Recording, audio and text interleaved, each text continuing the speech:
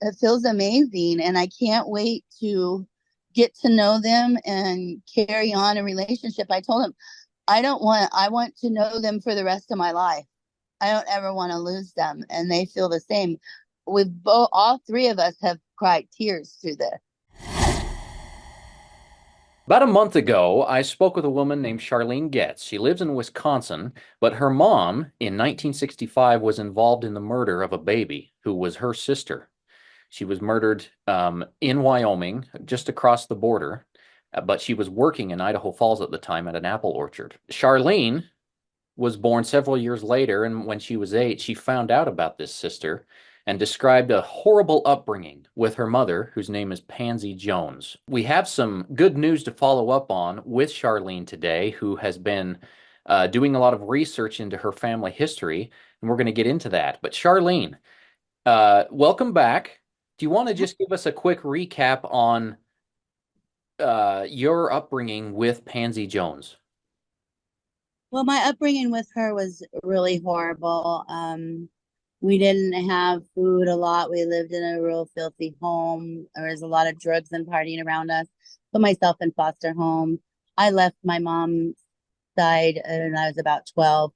My other two sisters actually stayed, but yeah, this went on throughout our grammar school days and into junior high before I left. But it was, I mean, you've described some horrible scenes. You witnessed your mom taking drugs right in front of your eyes. You Yeah, were sexually abused, or yeah, you were sexually abused in your home yeah, by her brother. yes, I was by Tom. And she knew. I told her several times. She never did anything.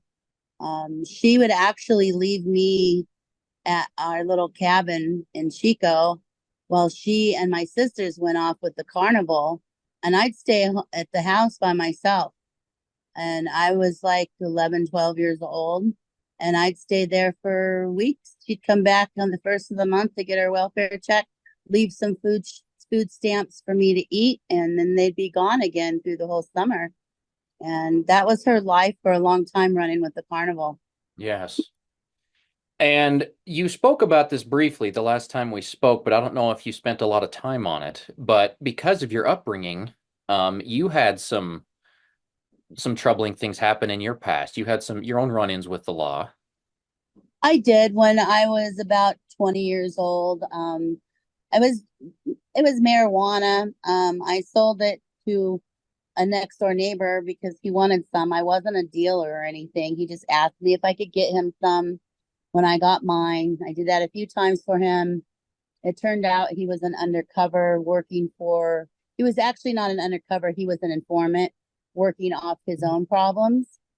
And so I got in trouble for selling marijuana to a cop. I ended up getting 6 months of jail time, which I did on weekends. I got 630 hours of community service, which I did through a daycare and ended up getting a job there. Worked there actually until my son died, and I couldn't do work around kids anymore.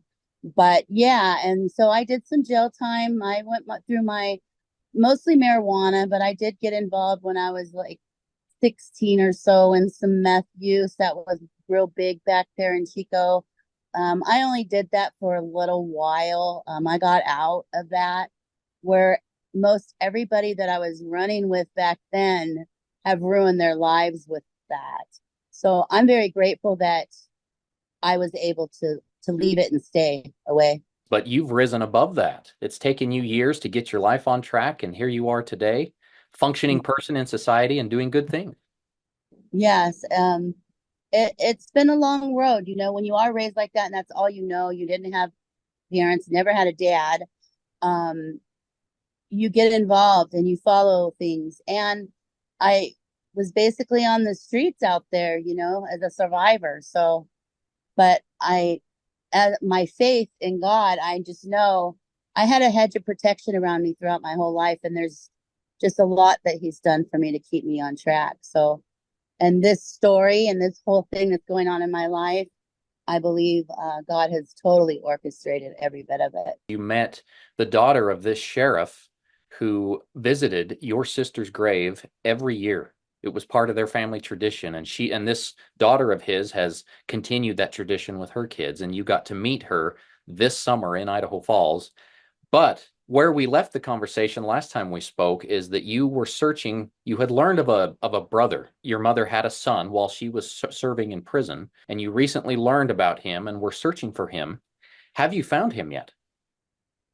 No, not him. And I did know about him a younger age. I just didn't know all the details. A lot of truth has come out through this DNA my cousin started.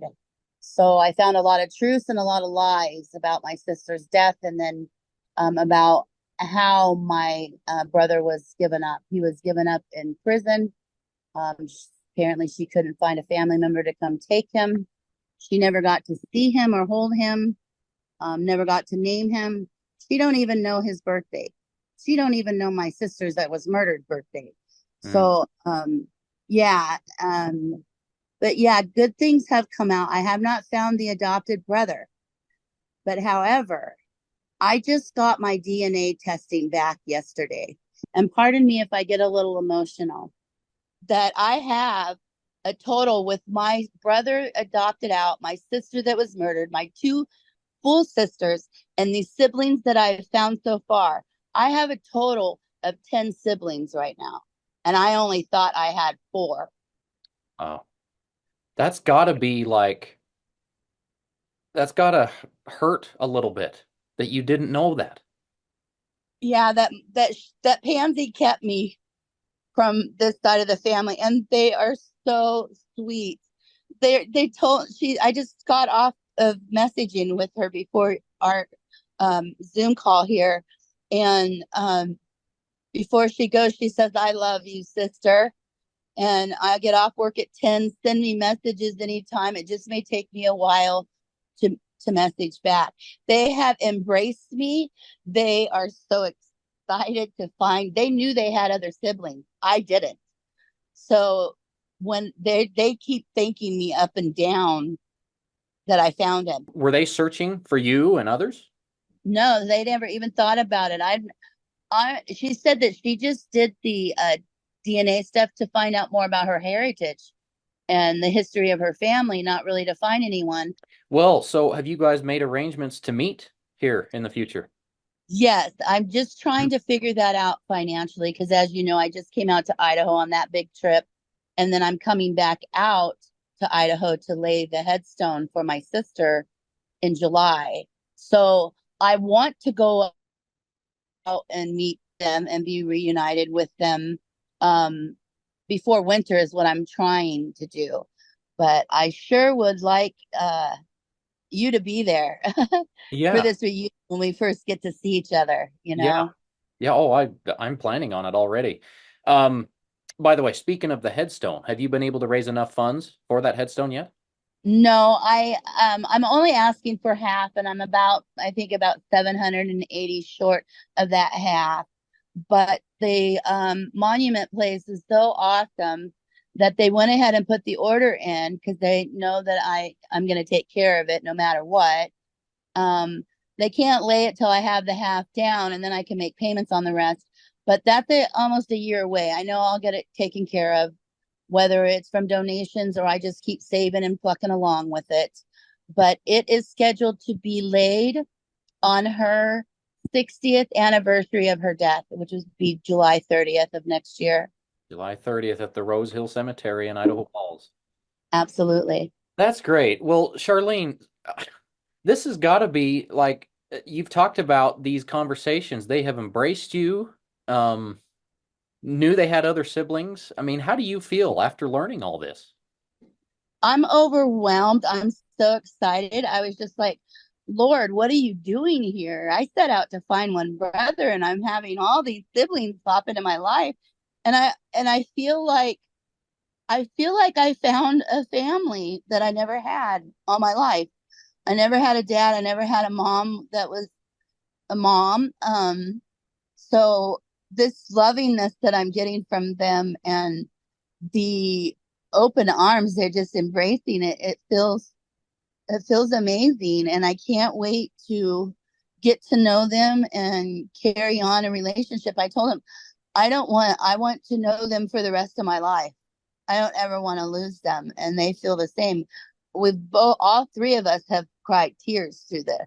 Yeah, man, that's so great. Well, we want to keep stay in the loop about what's going on as you continue to meet some of these siblings. I appreciate your Absolutely. time today, Charlene. Thanks for the follow-up and the conversation. Thank you so much. You as well.